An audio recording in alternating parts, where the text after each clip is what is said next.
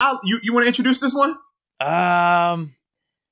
You might be more well versed on it than me because I just saw it drop like an hour and a half ago. So you go ahead. All right. Yeah. So let's see. Which one do we want to start with? Right. We'll start with homegrown.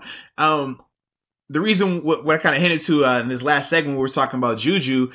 So all offseason, we've been hearing him say, you know, he wants to be back in Pittsburgh. He's trying to get a contract. We see him commenting on different pictures and posting things like that. So apparently last night he was doing a Twitch live stream, and you know, comments are being made about does he think he's going to come back? Is he going to stay? And things like that. And everything that he says is all pointing to, hey, man, come March 17th, I'm a free man. Come March 17th, I get to, you know, test the market and see what free agency is like. And then, yeah, you're way more well-versed on this because I don't know all of that part of it. Yeah, so that was initially how it started. That was on his he was doing a live stream on Twitch. And then afterwards, there was a poll that was put up on Instagram. I saw this today. And the poll was simply saying, will JuJu Smith-Schuster be back in Pittsburgh, right? I think one was like maybe, and the other choice was definitely no.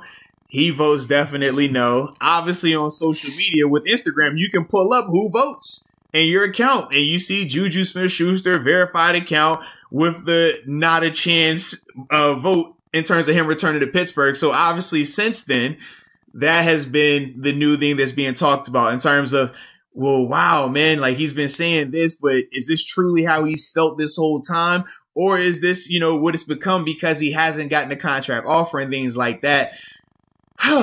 Well, dude, not just any Instagram account, Sports Illustrated. It wasn't just like some random ass fan account.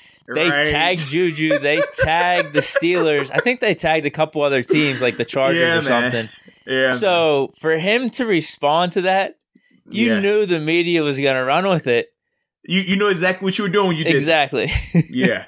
So that's you were trying to send some type of message. So that's why now people are like, well, hey, maybe he wasn't as genuine early on when he kept saying these things when, you know, me and you've obviously talked about it ad nauseum about, man, you can make so much more money on the open market, but yet you continue to tell people that, hey, you want to stay here, you want to stay here, you want to stay here, as if you don't care about the money element of it. And we've obviously had people that continue to bring up, well, man, maybe he doesn't care about money. Maybe he is going to come back, man. It's not always about money.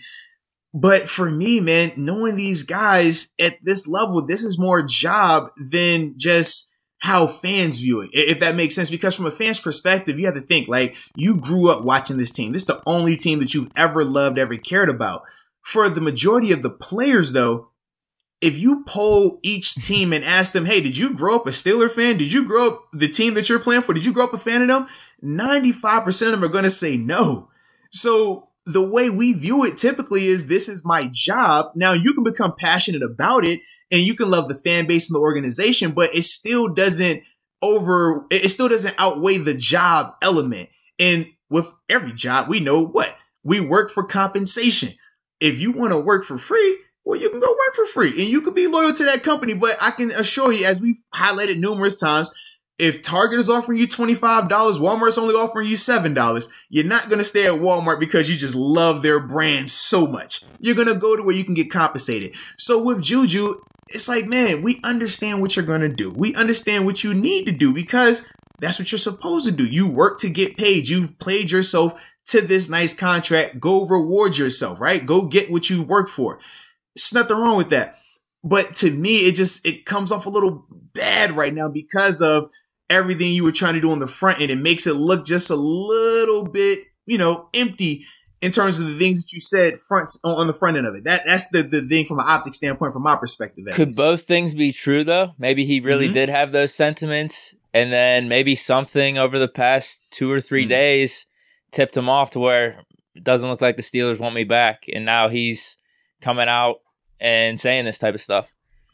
Well, this is my thing, right? So Ian Rappaport, he definitely went on, I think it was actually right before we came up here, and said that, man, the Steelers have said that they still want to bring JuJu back and they're still trying to find ways to bring him back. So this is recently. This is today. Yeah, this happened right before we got on. Absolutely. Yeah. So I saw that and I'm like, all right, well, Rappaport said that the team is still trying to figure out a way to get him back. So it couldn't have been that tipped him off. Now, depending on how you view Ian Rappaport, that's how, you could take it. But based on what he said, because we're all just going off of what everybody's saying right now, right? So we got directly what JuJu said last night. We got directly what Ian Rappaport has said.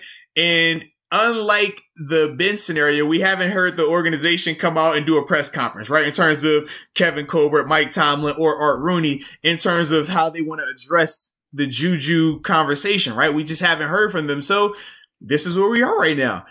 So based on all those variables, it's hard for me to kind of give them the benefit of the doubt right here, because you knew.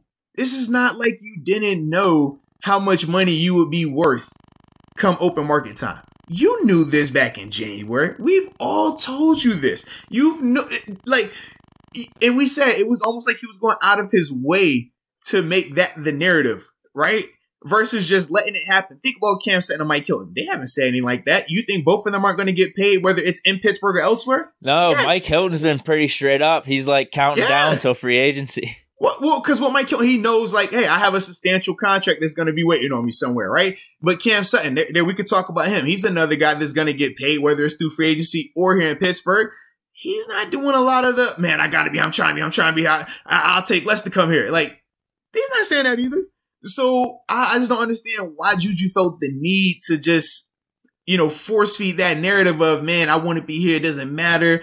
I don't care about money. I don't care about all this other stuff. Like, I want to be here. Like, we understand this is the nature of the business. But by him doing that, I'm not saying that it's right, but people will look at that as him kind of being, a little misleading. JuJu does have the followers, the subscribers, more in the limelight than Mike Hilton and Cam Sutton. So maybe he felt like he had the need to be, I don't want to say stringing people along, but giving people that's how it comes off though, right? Giving people updates on the situation. I mean, dude, you got to think with how many, like, just not necessarily the players, but people that are around that age, if you are popular, you're always trying to keep your fans updated and about the storyline and whatnot. But I get what you're saying 100%. Like, what if, man. I mean, you think he knew just the whole time the Steelers were going to either lowball offer, and then that's what I'm saying. Maybe in the last 2 days it came to him. They're like, hey, this is the Steelers' best offer. And that's when he realized, like, oh, man, I'm not doing this. Maybe he thought the Steelers all along were going to give him a little bit more. But this is my thing. How could you have thought that? Based on before Ben's restructure, right? Or not even restructure, before they just gave Ben his new contract, they were already going to be in a hole. So where did he figure that, hey, man, I'm going to get my money in here, knowing that the money that is left over is going to who? Number 90 on defense. He's taking all the money. All right, so we know this. And then after him, it's Minka Fitzpatrick. That's the biggest reason why Bud Dupree has to leave, right? So that's what I was trying to figure out, like, where or when would he have thought that, man, I'm more of a priority than those guys? Because that wasn't going to be the case. And that would have been the only way that this team, from my perspective, would give him the money that he deserves, that he earned. I just didn't see that happening, man. And you could say the receiver market, too, maybe now has definitely decreased that value. Because there are a lot of receivers. We can get into that in a little bit. There are a lot of solid receivers out there. And if you're talking about the Steelers right now with Claypool, Deontay, if those are our top two receivers, we have James Washington as our third. Or maybe he's our third and we sign one of these receivers on the market competing for the third spot. That's all we need. And it makes sense with the players that are available, like a Golden Tate, John Brown, some of these other guys. Yeah.